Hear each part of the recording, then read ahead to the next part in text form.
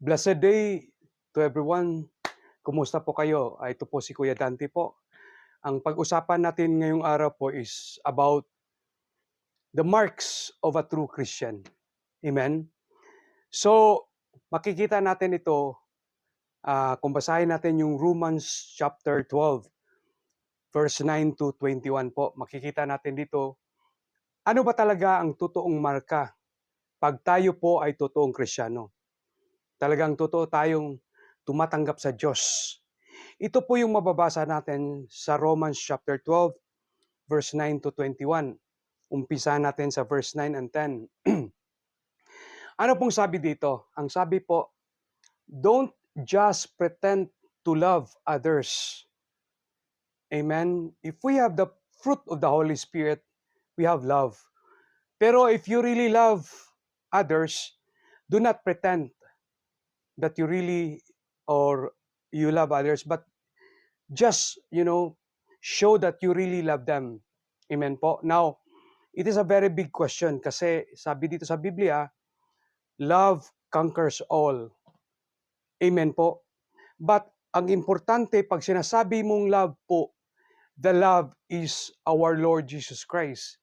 He displayed the true love that comes from God. At alam natin yan, marami pong klase ang pagmamahal, no? At makikita natin, if you're going to read the Bible, one thing that I really like when we love others is that sabi niya doon sa Hebrews at saka sa Revelation, sabi niya, He discipline whom He loves. Amen? When you love somebody po, it does not mean that if he did something wrong, you will not rebuke him or you will not correct him. Yeah, if you really love someone, okay, you rebuke and correct him with love. Amen po. So that is the only thing that that really yung mabigat sa atin, no? Kasi napaka-importante pag sinasabi mo, okay, love God with all of your mind, soul, heart, and strength. So how you could do that, when you say that, there is only one priority in your life, in your time, in your money. If you are going to preach, amen po, and if you have to have your devotion, you prioritize always God. If you say love God with all of your heart, mind, soul, and strength, you prioritize God in your life po. So when you talk about disciplining others po, you need also to tell the truth. Kaya when you say later on, madidiscuss natin yan sa bandang huli ng Romans chapter 12, no? Kaya ang pagmamahal ng isang tao, do not just pretend to love him or to love others, but you really do. Isa doon, if you think na meron siyang ginagawang masama, of course, we're gonna tell them. Ito po yung katotohanan in a very nice way. Amen po.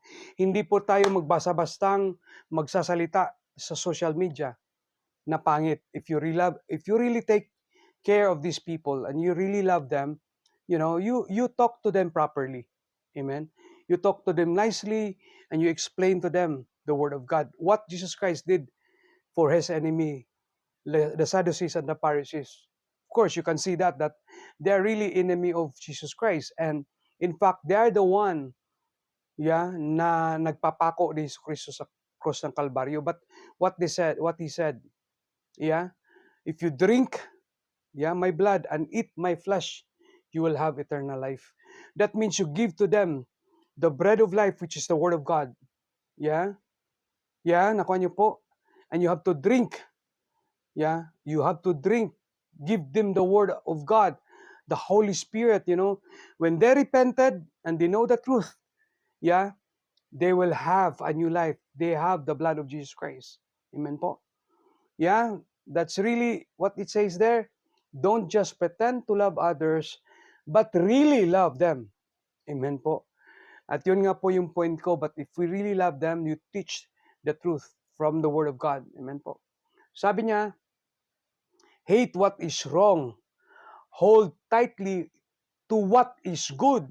Amen po. A true Christian is that in this world, marami tayong challenges, problems, and even in fact, a lot of enemies. And in fact, if you're going to read John chapter 7, Jesus Christ really prayed for us as Christians. No? He prayed on that time to his disciples because what he's praying, and he knows that the disciples, a lot of people hate them in this world. Like us, true Christians, yes, if we are a really true Christians, marami pong mga haters po na mangyayari sa buhay natin. Maraming nagbubuli sa atin if we really tell the truth to everyone. But it's fine because Jesus Christ is in heaven right now, is interceding. He is the one praying for us. Although we are in this world, okay, He's not praying to the Father that He gonna take us, true Christians, from this world, but He sent us, Jesus Christ sent us to preach the Word of God in this world. But expect that a lot of people hate us. Amen po. But with God, sa buhay natin mga kapatid, we understand this. Amen? So, we hold tightly to what is good. Amen? We hold tightly to what is good. Our foundation is the belt of truth, the Word of God. So, hindi tayo ma-shaken po mga kapatid if we have the truth coming from God. Yeah? Sabi niya, love each other with genuine affection. Love each other with genuine affection, hindi hypocrisy. Genuine talaga, totoo. Totoong pagmamahal sa kapwa. Amen po. You tell the truth. Karamihang problema is financial. Kung kaya mo na magtutulong, tell the truth. Kung hindi mo kaya, just tell the truth, mga kapatid. Amen po. Kasi that is most common nowadays, financial problems. Pero kung kaya mong tumulong, tulong po mga kapatid. Pag hindi kaya, sabihin mo, kung hanggat ka lang, anong tulong mo lang ang makakaya po mga kapatid. We need to be honest with them, Naraintindihan naman ng tao yan eh. Amen?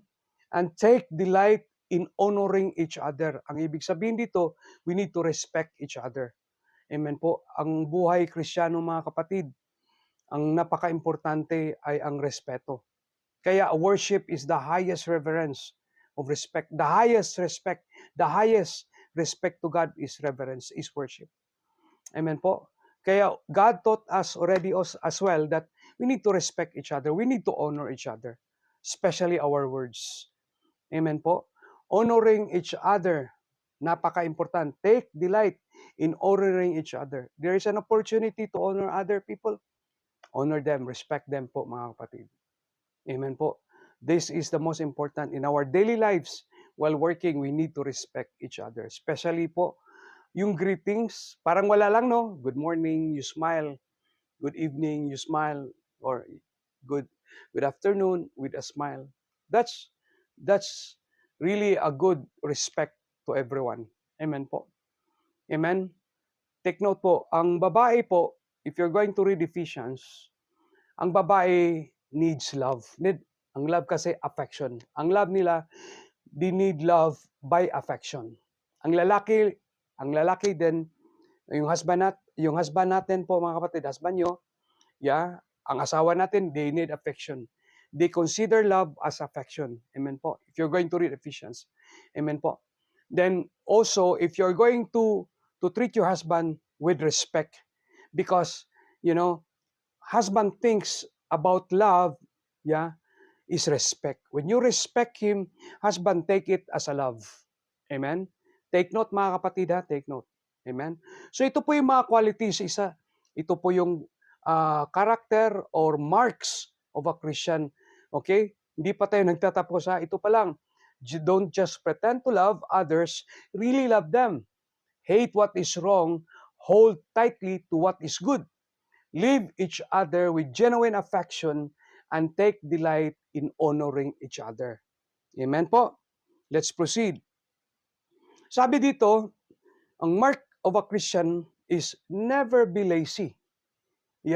Never be lazy. Ito po yung problema halos lahat ng mga Kristiyano. Why? We are very lazy to read the Word of God. We don't give time. You see, if you're going to read one book of 1 John, it took only 18 to 19 minutes. If you're going to read the book of Hebrews, it took you only to read around 45 minutes to 50 minutes. Yeah? You cannot give that time to God. Yeah? We're too lazy po mga kapatid. That's why we don't really understand to become a true Christians. Why? Because we don't really know the knowledge that comes from God, which is in the Bible. Amen po. Sana po maintindihan nyo po. Amen? Never be lazy. Never be lazy. Be hard worker. But work hard and serve the Lord enthusiastically. Meron kang enthusiasm. Meron kang passion to serve God. Why meron tayong enthusiastic? Okay? Or meron tayong enthusiasm or passion to serve God. Why? Because we know the truth. Yeah, if we serve God, if we worship God, amen po, that give us a very good life here on earth. And after life, here on earth, we will have eternal life po, mga kapatid. Yeah? So that is mark of the Christian, one of the mark of the Christian. Never be lazy, but work hard. Amen po. Especially in serving the Lord. Amen? Next, rejoice in our confident hope. Rejoice in our confident hope. You know what? If we don't have Jesus Christ in our life, we don't have any hope. If we don't have God in our life, we are dead. We are physically alive, but we are dead. Our hope to go to heaven is only Jesus Christ, and that we hold on Him in His Word. Yeah, that we have a hope to have a good life in earth, and we have a hope to have an eternal life in heaven po, mga kapatid. That is why we call Christian, because we are Christ-like. Think, yeah, heart, soul, and spirit and strength. That is why we are Christians. We call Christians. Amen po. So tandaan yan mga kapatid, this is very important. Yeah, that we need to have confidence that Jesus Christ gave us and tell us what He has written in the Word of God about eternal life. That we have the power, yeah, through Him to go to eternal life. Amen, in heaven. Yeah, I am the way, the truth, and the life. No one comes to the Father except through Jesus Christ. Kuha niyo po mga kapatid. Be confident, be certain. Sabi ni Paul in Philippians chapter 1 verse 6, I'm certain, yeah, I'm certain that the God Spirit within me, yung banal na Espiritu sa atin, na nandito sa atin nagre-reside, will work together, will work 24/7 in our life until the day that Jesus Christ returns. Yeah? It's very important. We need that confidence. We need that faith. Amen? We need that faith, that confidence of hope. Amen? Sabi niya rito, be patient in trouble. Be patient in trouble. Hindi po yung, I'm a strong Christian. Pag meron pong baitang kaaway in terms of fighting, talagang aarangkada ka din. No. At ang mahirap ngayon po mga kapatid, ang away ngayon is through internet.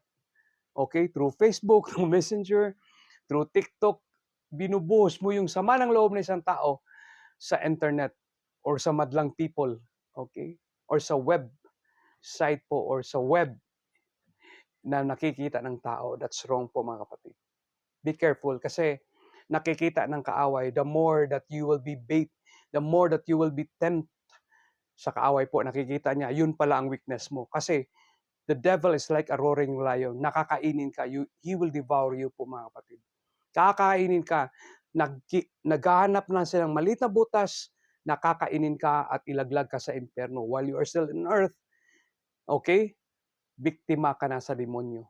At after that, mapupunta ka sa impyerno. Okay? So, be patient in trouble.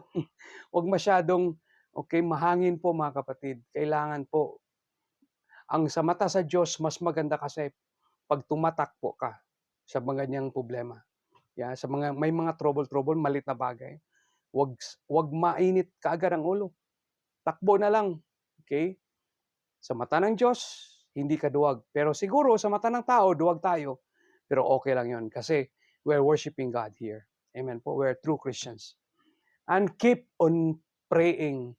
So, sabi ni Lord, sa buhay ni Joshua, Meditate the Word of God. Amen po. Day and night. Sabi nga, in the book of the Apostles po, they pray, they worship God daily in the upper room. Amen po. Napaka-importante. Prayer is talagang, if we pray in spirit po, you're going to read Ephesians po, you pray in spirit. Ephesians chapter 6, 10 to 18. You know?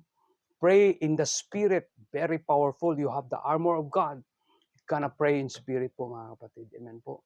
What do you mean by pray in spirit? That means your spirit that resides in you is communicating God, Jesus Christ in heaven po. Communication, because Jesus Christ right now is in the right hand of the Father interceding us. Kaya when the time that we pray, we use always in Jesus Christ's name. Kasi no one talks to the Father. No one can go to the Father except Jesus Christ. No one. That's why we claim that we're Christians. Yeah, we have connection with Jesus Christ. In Jesus' name, when we pray, we said, in Jesus' name. Kasi it's Jesus Christ. Yeah, have the connection with the Father po. He is the true mediator po sa buhay ng bawat isa. Amen? Yeah? Napakaganda ito na Bible passage po, mga kapatid. Romans chapter 12, verse 13 to 14. Sabi dito, when God's people are in need, be ready to help them. See? If God's people in need, be ready to help them. May sinabi pa, all people in need? No. God's people. Hindi po sinasabi doon, satanic people, demonic people, people from the demons. No. Sabi dito, napakalinaw, when God's people are in need, be ready to help them. Yeah?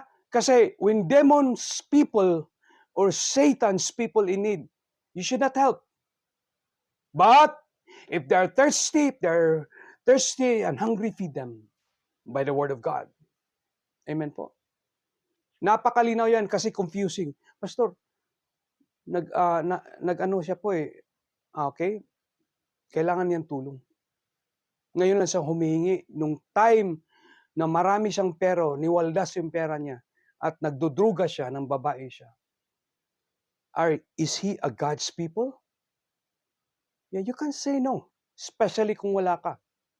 Yeah?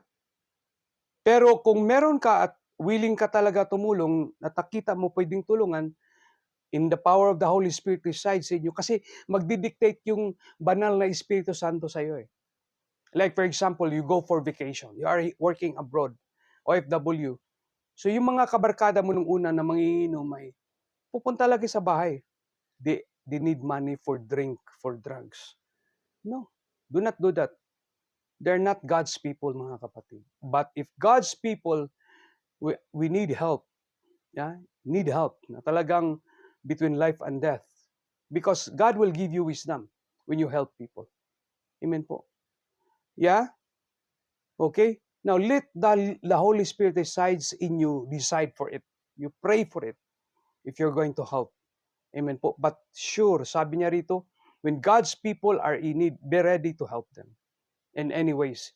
Hindi lang pera, it could be a hand, it could be skills, yeah, it could be wisdom, it could be knowledge, it could be ways. Yeah? Mga ways na it could be counseling, it could be prayer. Amen po. So we're ready.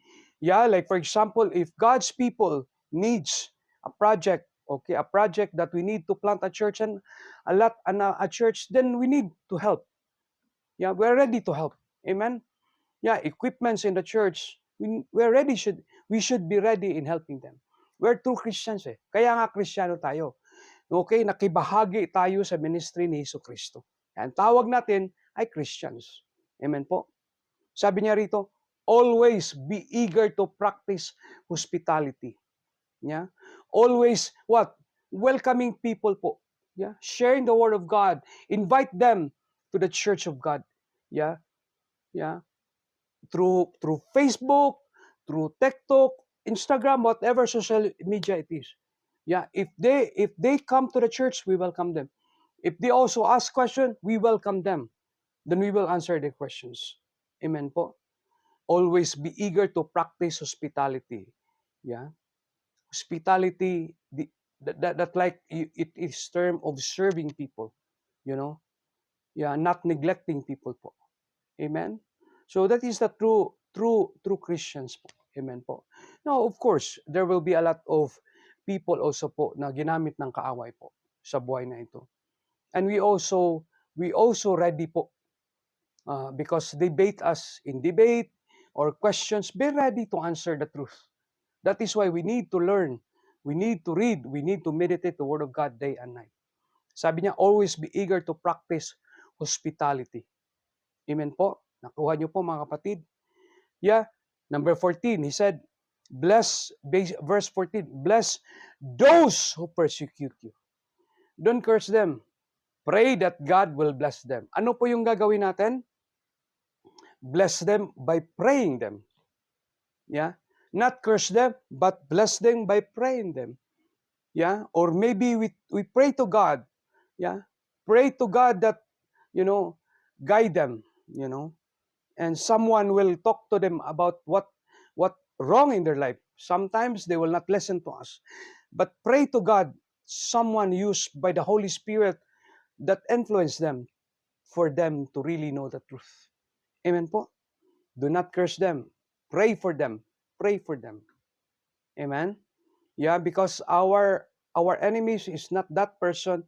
Our enemies is the one inside on that person. The spirit from the devil. Amen po? Okay? Next po. 15 and 16. Sabi niya, be happy with those who are happy, and wept with those who are wept. See? Yeah? That means we empathize. Yeah? Sometimes we sympathize. Yeah, we feel what they feel. That is why we help. Financial, prayers, support sa mga tao pong nangailangan. That is a true Christians po. Yeah? Yun po yung marka na isang tunay na Kristiyano. Live in harmony with each other. Don't be too proud. Sabi dito, live in harmony with each other. Do not be too proud to enjoy the company of ordinary people. And don't think you know it all. Yun ang problema ngayon po mga kapatid. You see, ito po yung isang kondisyon ng Diyos. Sabi nga niya sa Hebrews chapter 12 verse 14, be peace with everyone and be holy. Without holiness, no one will see the Lord. Yeah? You see, be peace with everyone. Don't be too proud. The problem here kasi we think if we are managers, if we are a lot big salary, if we are in a very famous one, malaki yung status natin, mataas tayo sa mga ibang tao. Okay, ang problema kasi ng tao, nagiging mayabang, nagiging proud. No, a true Christian is kabaliktaran. Okay, ang Kristiyanong totoo ay what? Nagpapakumbaba all the time. Meron siyang mentality ni Jesucristo in Ephesians chapter 2, verse 5 to 6 until 8. Verse 5 to 8, meron siyang mentality na kagaya ni Kristo, which is humility. Amen po? Yeah? Kaya nag-away-away, karamiang sanhi ng pag-aaway, lalo na between Christians or unbelievers, Christian unbelievers or believers or unbelievers, ay pride po. Number 1 yan. Kasi yan po ang simula na si Lucifer ay nagrebelde sa Diyos. Pride. Doon din nagkasala sa Eva at Adan. Pride. Amen? So do not be too proud, to enjoy the company of ordinary people. Yeah? Mas maganda po, wala ng pride. Mas maganda, magpapakumbaba tayo palagi. And you have to tell the truth. Kasi ang ibig sabihin ng humility is honesty. Amen po? Nakuha niyo mga kapatid na take note bantayan natin. Kasi sabi ni Lord sa James chapter 4 verse 6, He hates the proud. He hates the proud. He gave mercy to the humble. Napakalinaw doon. He hates the proud po. Amen? Take note. Be humble like Jesus Christ. Philippians chapter 2 pala. Philippians chapter 2 verse 5 to 8. God is good po mga kapatid. Amen? Okay. 17, verse 17 to 19. Sabi niya, never pay back evil with more evil. Kung meron tayong kaaway or meron tayong napansin na yung bang merong nasaktan ka ba sa ibang tao? Sabi ni Lord, never, never pay back evil with more evil. Dapat ganun. Tayong Kristiyano, kasi hindi naman natin napiplease lahat ng tao. Amen po. Meron talagang ayaw. Pero never pay back them with evil. Ang ginagawa ng iba, karamihan nito, i-broadcast sila sa Facebook, sa Instagram, sa TikTok, i-broadcast sila kung anong sama nila sa isang tao. Okay? Sinasaksak nila sa likod. Which is not good. That is wrong po mga kapatid. Sabi ni Lord, do things in such a way that everyone can see you are honorable. Yun ang problema ngayon. Kasi the more that you will talk bad things, especially in the social media, nawawala yung respeto ng tao sa buhay natin. Amen po. Kaya kung kailangan po, magsasalita na tayo ng maayos, matuwid, na galing lamang sa salita ng Diyos. Kasi ang problema nito po mga kapatid, sabi niya, you will never pay back evil with more evil. Do things in such a way that everyone can see that you are honorable. Sabi niya rito, do all that you can to live in peace with everyone. Kasi pag hindi mo ganyan gagawin, you don't have peace in your life. Galit ka sa ibang tao, or magtatanim ka ng galit, you pay evil. If they did evil things to you, do not pay evil as well. Okay, just pray to God. Yun sabi ng Lord, just pray to God. Kasi ang guarantee ni Lord, sabi niya, leave that to the righteous anger of God. Amen? Okay? Leave that to the righteous anger of God. Si Lord na pong bahala. Bigay mo lang kay Lord. Bigay mo kay Lord kung ano po yung nararamdaman mo. Cry to God, mga kapatid. Sabi niya, for the scriptures say, I will take revenge and I will pay them back, says the Lord. Pangako ng Lord yan.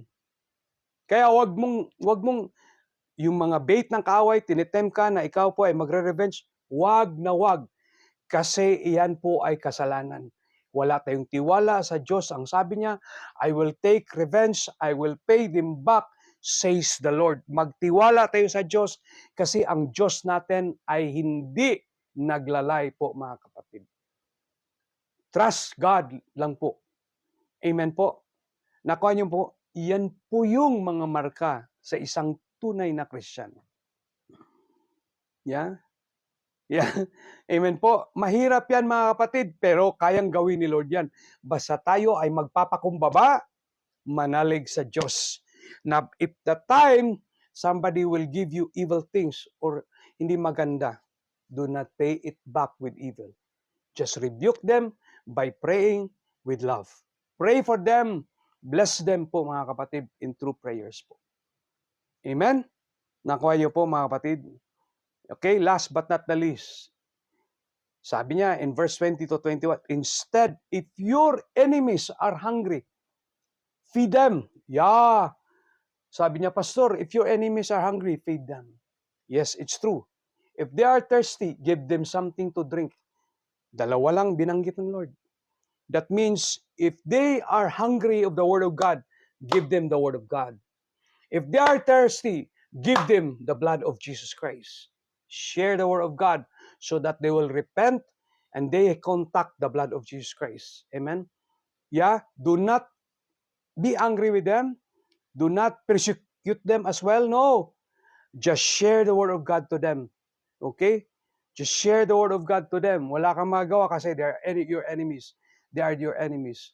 Ang gagawa mo lang yan, okay? Stay put, be still. Just share the Word of God to them. Pero kung kailangan nila ng physical na pagkain, share to them. Kung kailangan ng physical na tubig or drink, whatever drink, give drink. But dito po, kaya nababanggit ito, dalawa lang. Feed them. Okay, let them drink something to drink because it symbolizes the flesh and blood of Jesus Christ. Kasi hindi natin kaaway ang physical body. Yeah, ang kaaway natin yung spirito na sa tao. Kaya ang kailangan lang natin feed them with the word of God. Amen po. That's the only thing that we can go to them and pray for them. Pray in the spirit po.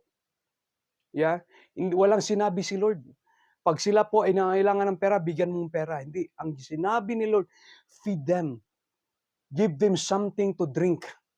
Wala na siyang sinabing iba pa. Amen po. Yun po yung kaaway, mentality ng kaaway. Kailangan, if you're going to read Ephesians chapter 6, 10 to 20, kailangan na natin ang armor of God, which is the Word of God. We're not fighting in physical. We're fighting against the spirit of the devil. Hindi natin makikita. Kaya ang sabi dito, feed them with the Word of God. Let them have the blood of Jesus Christ through repentance. Yan po ang gagawin natin, mga kapatid. Hindi po yung, kaaway natin, kailangan sila ng pera. Pastor, kailangan sila ng ganito. Hindi. Ang ibig sabihin, mga kapatid, share the good news to them. Yeah? Hindi po, wala pong sinabi ng Lord.